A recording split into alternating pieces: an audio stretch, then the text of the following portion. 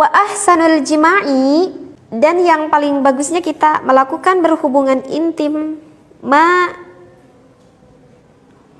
yuqibuhu nasyatun, setelahnya itu akan terdapat rasa giat di badan.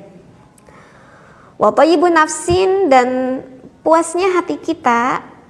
Wa baqi sahwatin, dan akan masih terdapat rasa sisa syahwat. Wa syarruhu ma yuqibuhu, tetapi kalau melakukan berhubungan intimnya yang tidak baik, ra'datun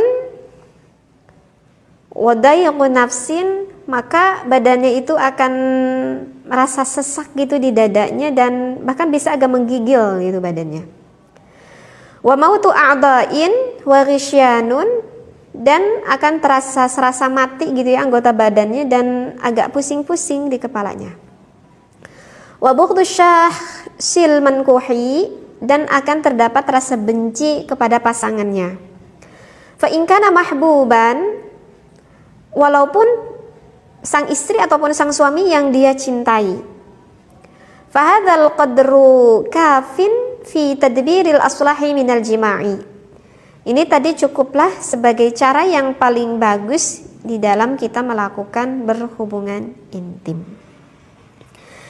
Nah, jadi di sini dikatakan yang diterangkan itu cirinya kalau kita bagusnya melakukan berhubungan intim itu, hati kita sesudahnya itu akan merasa puas, bahkan masih terdapat rasa sisa-sisa syahwat setelah kita melakukan berhubungan intim. Badan kita akan terasa giat, maksudnya akan terasa lebih seger lah gitu ya. Berbeda dengan yang melakukan berhubungan intimnya yang kurang tepat ataupun yang kurang baik lah begitu ya. Justru dadanya itu kan merasa sesak. Biasanya sih karena merasa sesak itu karena nggak mencapai akan suatu kenikmatan sih biasanya, sehingga nggak ada rasa puas di dalam hati. Bahkan bisa saja di sini dikatakan oleh ulama, bahkan bisa menimbulkan rasa benci kepada pasangan kita. Artinya bisa saja sang istrinya merasa benci kepada suaminya, ataupun suaminya kepada istrinya, walaupun pasangan kita itu pasangan yang sangat kita cintai. Seperti itu.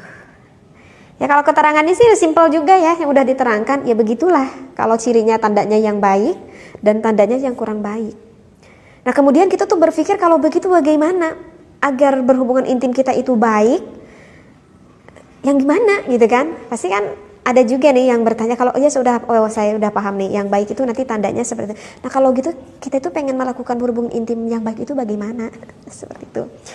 Nah, berarti kita itu harus memahami dulu akan perbedaan laki-laki dan juga perbedaan perempuan. Karena kan kita melakukan berhubungan intim antara suami dan juga istri. Nah, saya sudah sering nerangin kan, kalau wanita itu lebih besar dominan ke emosionalnya, ke hatinya. Sedangkan kalau laki-laki itu lebih besar dominan ke akalnya, gitu ya. Berarti itu udah beda. Di dalam melakukan berhubungan intim pun tentu saja berbeda.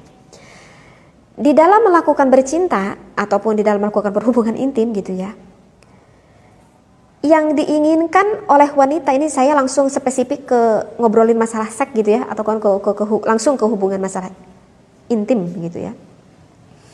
Kalau yang diinginkan oleh wanita itu adalah ingin dirasakan dulu ataupun ingin diberi dulu rasa cinta dari pasangannya. Baru kalau sang istri itu udah merasa dapatkan rasa cinta, rasa kasih sayang dari sang suami, baru sang istri itu mau melakukan berhubungan intim. Tapi kalau seorang laki-laki itu berbeda. Kalau laki-laki itu karena lebih dominan kepada akalnya, kepada pikirannya. Jadi kalau mau melakukan apapun itu, laki-laki itu biasanya lebih fokus. Jadi kalau misalkan laki-laki pengen melakukan berhubungan intim, ya udah, nggak banyak basa-basi, saya ingin melakukan berhubungan intim. Seperti itu. Jika sudah melakukan berhubungan intim, suami itu udah orgasme, baru sang suami itu baru bisa memberikan cinta kepada kita. Beda kan? Kalau sang istri itu pengen dapat cinta dulu, baru udah dapat cinta, baru sang istri itu ada gairah untuk melakukan hubungan seksualitas. Tetapi kalau suami itu terbalik. Kalau suami itu kalau pengen melakukan berhubungan intim, ya melakukan berhubungan intim dulu. Udah itu baru sang suami bisa memberikan rasa cinta dan kasih sayang kepada kita, kepada istrinya. Kenapa laki-laki itu seperti itu? Karena anatomi hipotalamus di laki-laki itu 2% setengah, maksud saya 2% setengahnya itu lebih lebar gitu yang ada di otaknya itu daripada perempuan gitu. Kenapa laki-laki seperti itu? Ya karena oleh Allah diciptakannya seperti itu. Berarti menurut Allah itu lebih maslahat. Kenapa? Karena laki-laki itu bebannya itu lebih banyak, bebannya itu lebih besar daripada kita seorang perempuan. Laki-laki itu yang berkewajiban untuk ibu bapaknya, ya, itu kan kewajiban laki-laki untuk menafkahi ataupun mengurus ibu bapaknya. Kemudian sang suami itu juga berkewajiban di dunia dan juga nanti di akhirat kepada istrinya. Jadi kalau misalkan istrinya itu enggak paham soal ibadah yang berhubungan dengan keseharian yang dipakai oleh sang istri, misalkan contoh tentang bab haid gitu ya, kalau enggak ngerti sholat ya tentang sholat, artinya tentang ibadah lah yang berhubungan dilakukan untuk kewajibannya sehari-hari. Itu kewajiban siapa? Itu kewajiban suami. Kemudian suami juga kan mempunyai anak, itu kewajiban siapa? Ya sebenarnya sih kewajiban ibunya dan juga kewajiban suaminya sebenarnya. Tetapi kan berarti kalau begitu tanggung jawab suami itu lebih banyak daripada tanggung jawab seorang istri. Seperti itu. Karena itulah Allah memberikan akalnya itu lebih banyak, lebih condong ke akalnya itu lebih banyak daripada perempuan. Seperti itu. Begitu.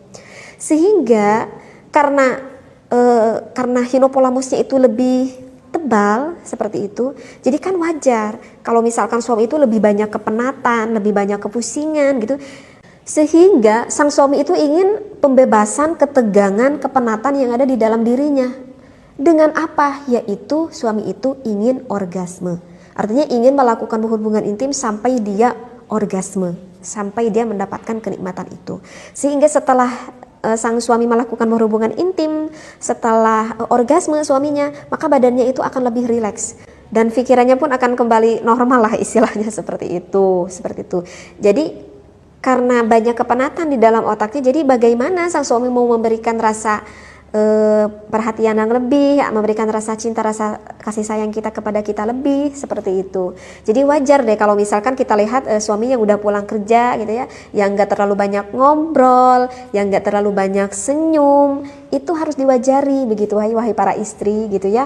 Karena wajar saja dia kan udah bekerja seharian yang penuh dengan kelelahan, kecapean, kepenatan, sehingga udah konsentrasi itu udah mulai terlalu gak fokus. Jadi wajar kalau laki-laki seperti itu. Nah oleh karena itu justru sang istri itu harus membantu kepada suaminya untuk menghilangkan kepenatan-kepenatan itu. Jadi kalau misalkan suami pengen gitu kepada kita, harusnya kita sebagai sang istri harusnya tuh lebih bersemangat gitu ya.